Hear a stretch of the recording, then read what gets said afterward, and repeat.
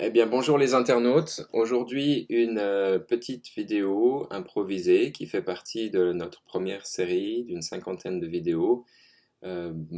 Pas très professionnellement préparée, c'est de nouveau juste pour se faire repérer par l'algorithme.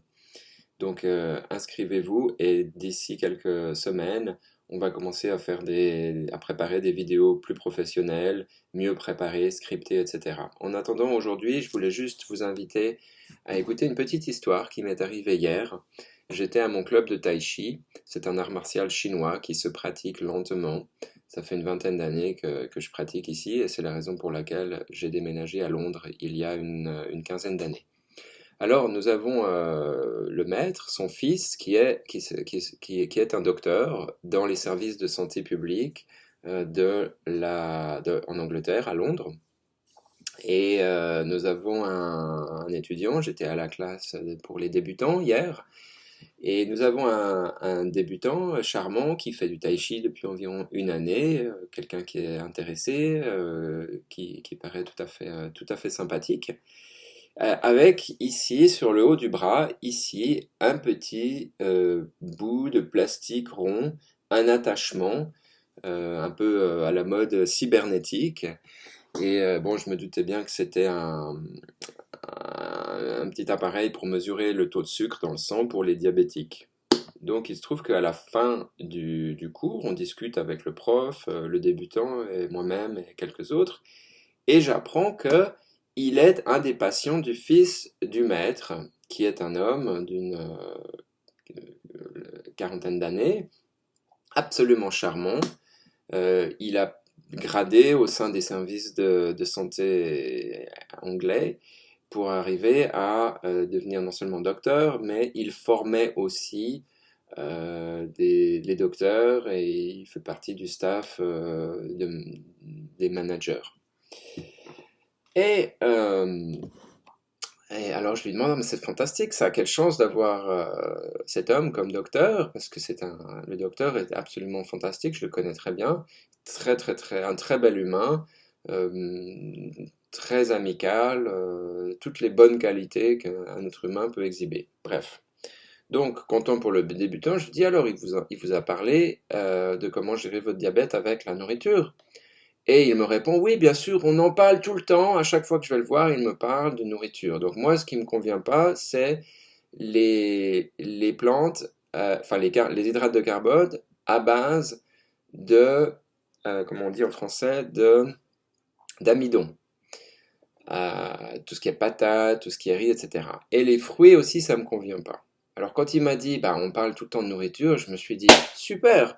Alors il lui a dit, la bonne nouvelle, et puis tout à coup, j'ai réalisé que non, dans les hôpitaux en Angleterre, on dit d'éviter les sucres, les hydrates de carbone, de faire attention, etc. Enfin, c'est pas seulement d'éviter, c'est qu'il y a des hydrates de carbone qui sont conseillés, il y a des hydrates de carbone. Alors immédiatement, je lui dis, bah nous, on a une théorie différente qui marche bien, où on mange que des plantes complètes à base d'hydrates de carbone, hein. Le régime qui est préconisé ici, c'est entre 70 et 80%, entre 70 et 80% d'hydrates de carbone, 10% de protéines, 10% de graisse, en provenance des plantes, bien sûr. Donc, c'est beaucoup plus d'hydrates de carbone que ce qui pourrait être préconisé par les services anglais. Et je me doute bien de ce qu'on lui a raconté pour gérer sa maladie.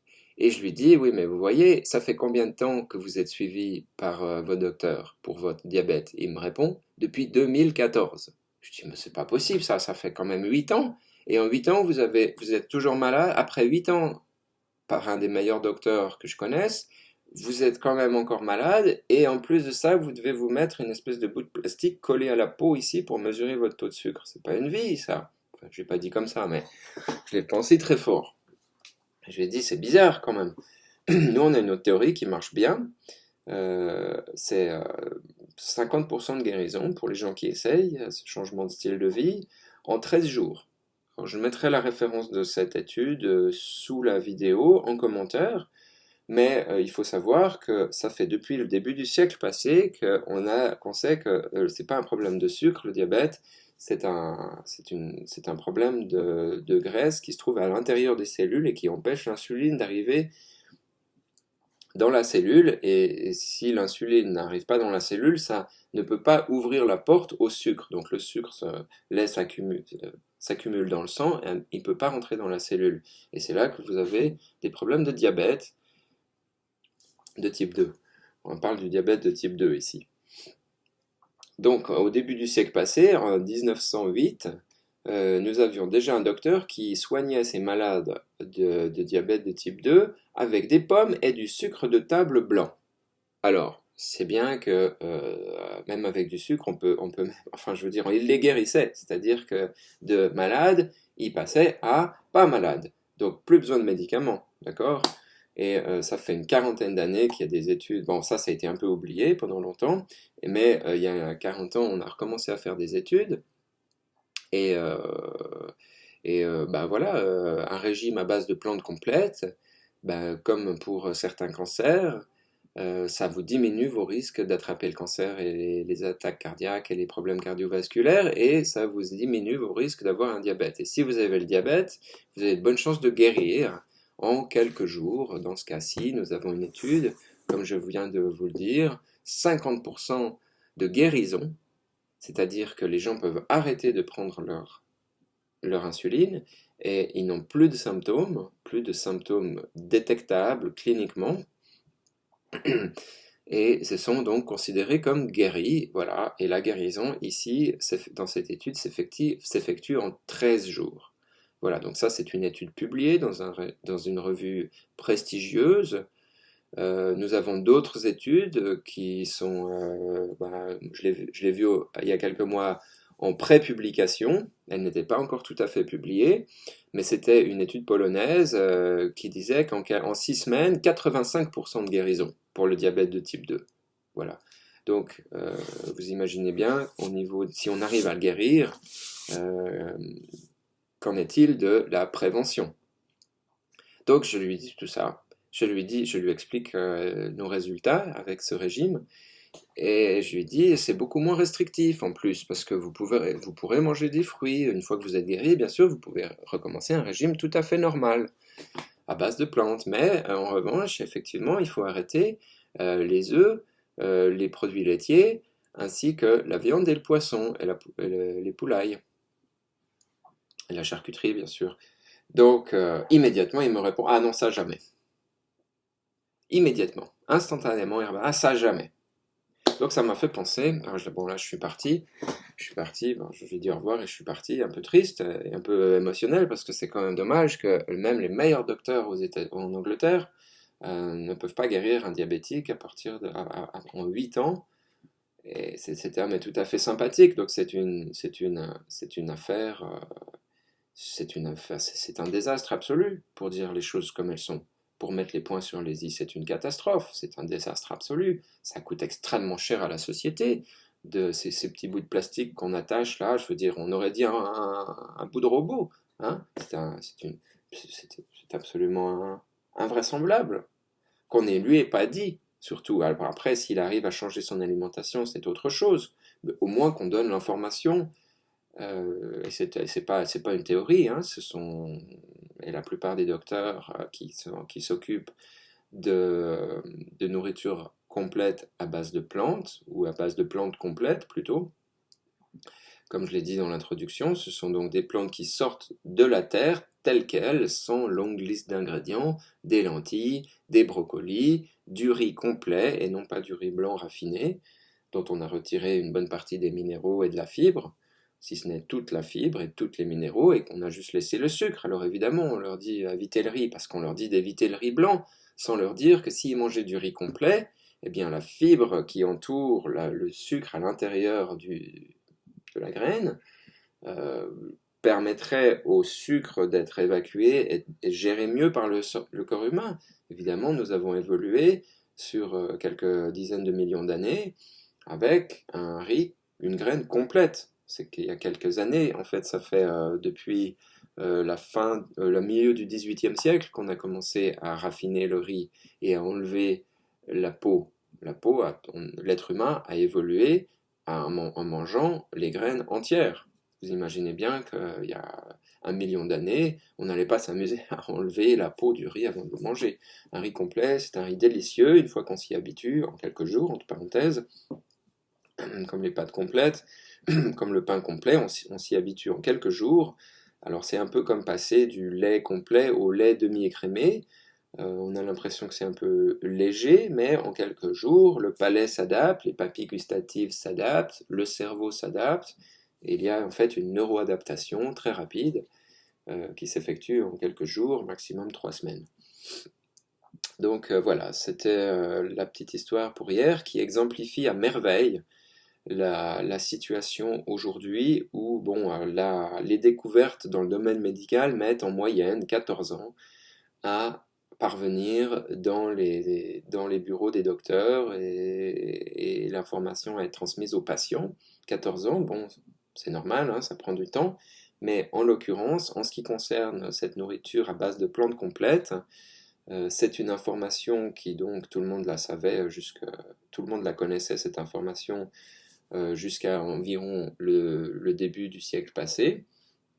Et en 1910-1920, les grandes compagnies de l'agroalimentaire ont commencé à mettre en route la machine marketing et les consommations de lait a commencé à augmenter, la consommation de fromage a commencé à augmenter, la consommation de sucre a commencé à augmenter, et bien sûr les consommations de poissons et de viande avec la richesse de l'ère industrielle, ainsi que les théories des marketing, etc. Donc ils ont réussi à tout influencer, à influencer notre mode de vie pour que, eh bien, on commence à manger des produits animaux et des sucres raffinés, etc.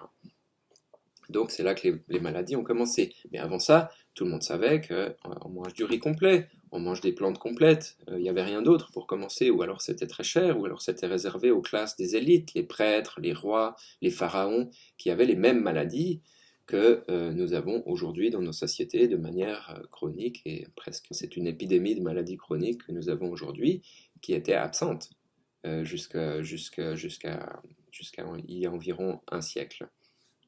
Donc cette histoire de ce diabétique qui est tombé malade en 2014, à qui on n'a pas donné la bonne information jusqu'à hier soir, qui, quand il entend la bonne information, il n'a bien sûr aucune chance de s'y connecter, puisque donc toute la société lui explique autre chose, elle l'influence par la télévision, par le docteur, enfin le docteur lui-même n'est pas ni végétalien, ni rien du tout. En fait, on discutait l'autre jour et la personne n'aime pas le quinoa. Donc voilà, le quinoa, c'est bizarre parce que ça n'a aucun goût. Donc, enfin, ça a peu de goût, disons. Donc c'est comment on le prépare qui est important.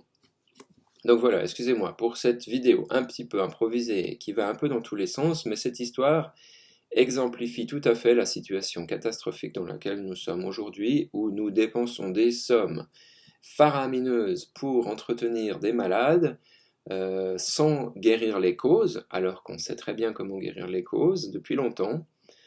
Et la science, il y a plein d'études qui vont dans ce sens, ce n'est pas une étude isolée.